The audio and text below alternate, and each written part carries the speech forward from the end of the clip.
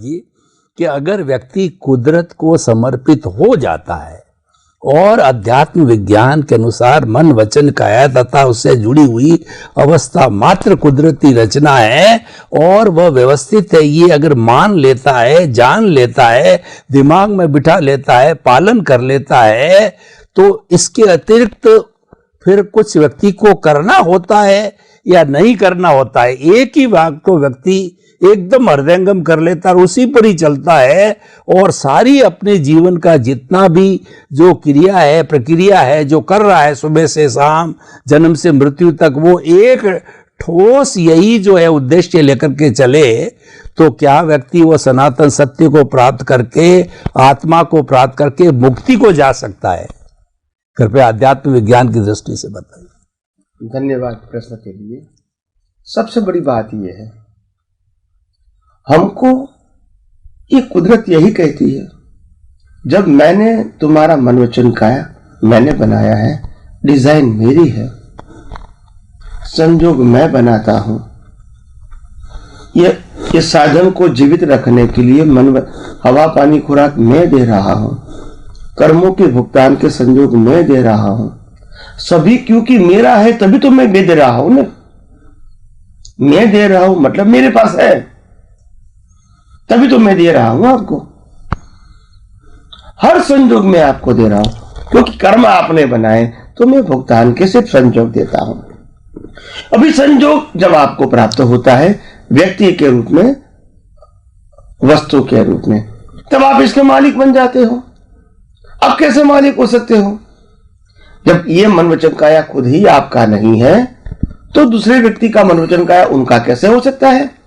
और तुम उनके या आपके मन वचन काया के मालिक कैसे बन सकते हो? और जब मन वचन काया के मालिक नहीं बन सकते हो, तो मन वचन काया के साथ जुड़ी हुई साधन संपत्ति के मालिक कैसे बन सकते हो?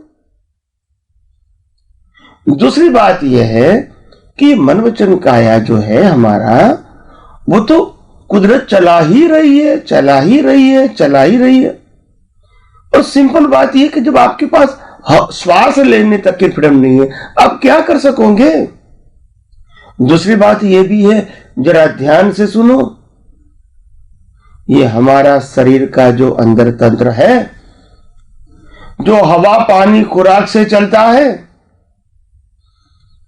इसमें आप हवा लेते हैं, पानी पीते हैं, खुराक खाते हैं, इसके अंदर क्या प्रोसेस होती है आपको मालूम है?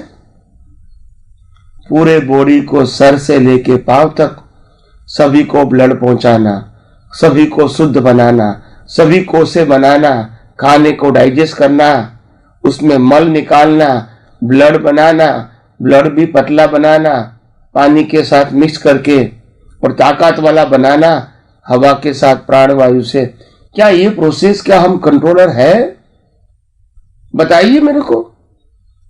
अगर संजोगों के कंट्रोलर नहीं है, मन वचन काया के अंदर की कोई बात का कंट्रोलर अगर 100 आपने डॉक्टर लगा दिए तो भी एक शरीर के इंटरनल प्रोसेस को कंट्रोल नहीं कर सकता है।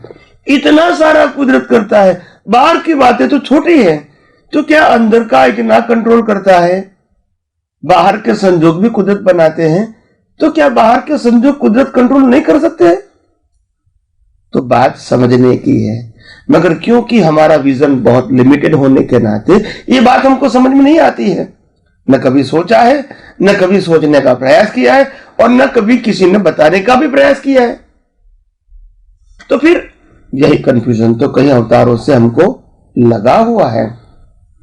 तो इसीलिए मैं साफ बोल देता हूं, अध्यात्म विज्ञान बिल्कुल साफ कहता है कि आप आपके जीवन के अंदर कंफ्यूज होने की जरूरत नहीं है। कुदरत भी ये कहती है कि मन वचन काया का क्रिएटर ऑपरेटर तुम नहीं हो, और तुम उन सभी क्रियाओं के जिम्मेदार भी नहीं हो, क्योंकि वही ऑपरेट करता है तो जिम्मेदार तो वही रहेगा।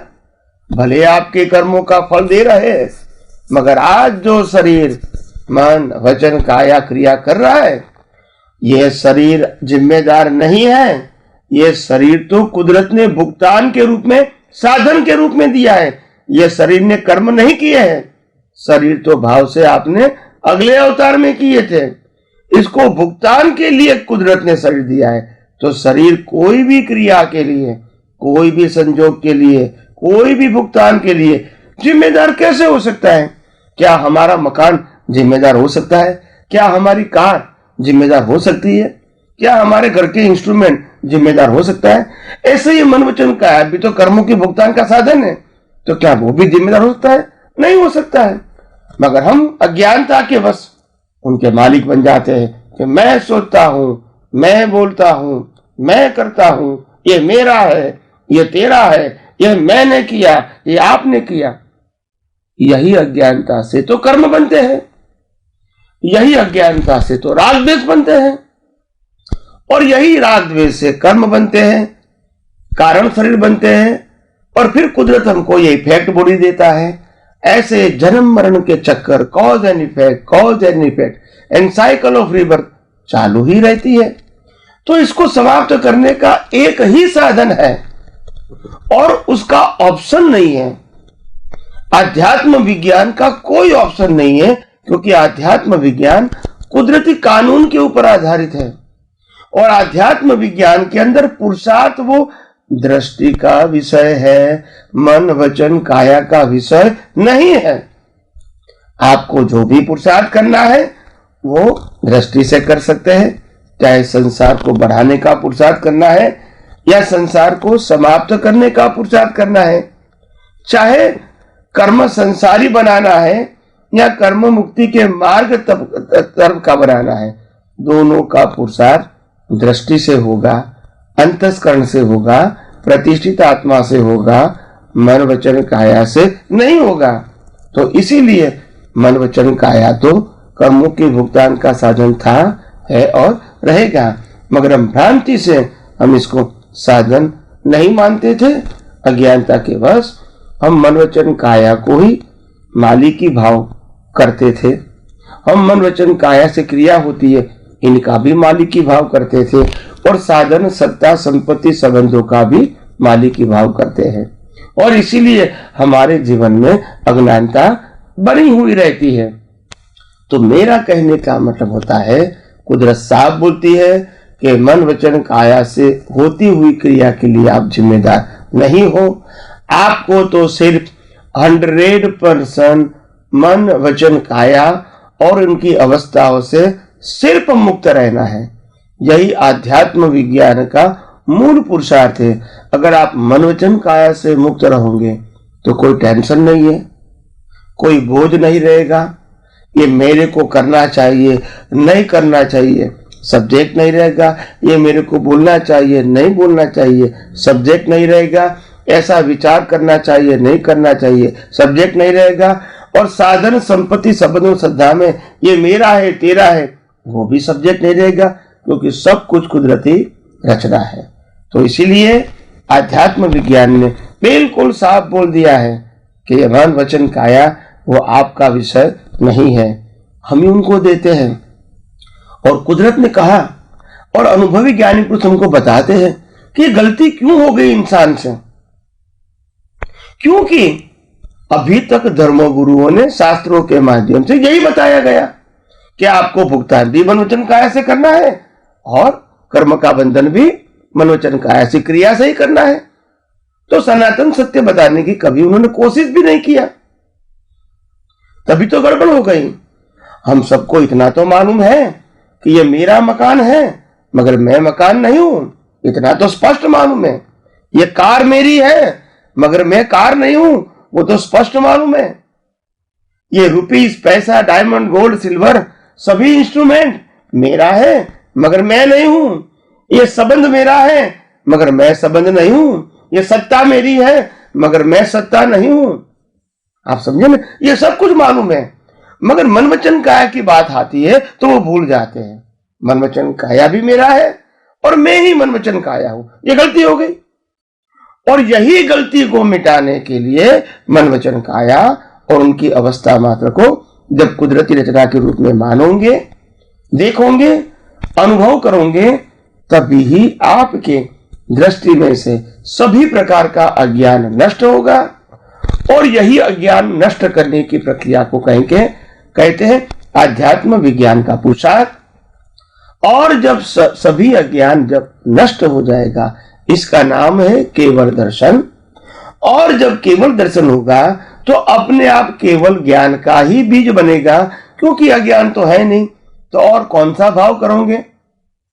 आत्मा की अनुभूति का ही रहेगा ना, तो केवल ज्ञान का रहेगा।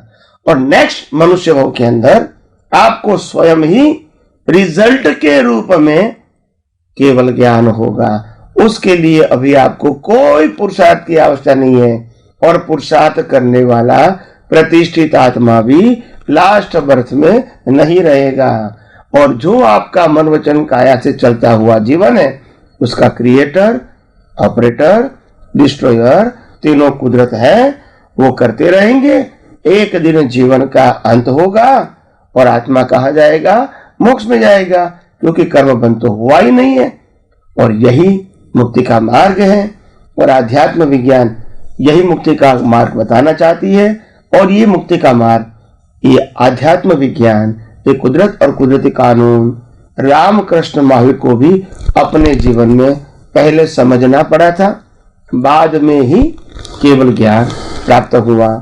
तो कहने का मतलब है हमको भी यही मार्ग से ही केवल ज्ञान प्राप्त होगा, केवल दर्शन प्राप्त होगा। तो इसीलिए मैं ये कहना चाहता हूं, हमारे सबके जीवन में आध्यात्म के मार्ग में आगे बढ़ने के लिए हमारे लिए बहुत आवश्यक है। तो मैं समझता हूं जैसे जैसे लोग ये विज्ञान को समझते जाएंगे, उपयोग करते जाएंगे, अनुभव करते जाएंगे, अवश्य ही आप मुक्ति के मार्ग में निष्कलंक या तो विदाउट डाउट आप आगे बढ़ते जाओगे। अनुभव भी आपको खुद को ही होगा। तो आइए हम सब यही आध्यात्म विज्ञान को और गौर दृष्टि से और यथार्थ रूप में समझने की कोशिश करें।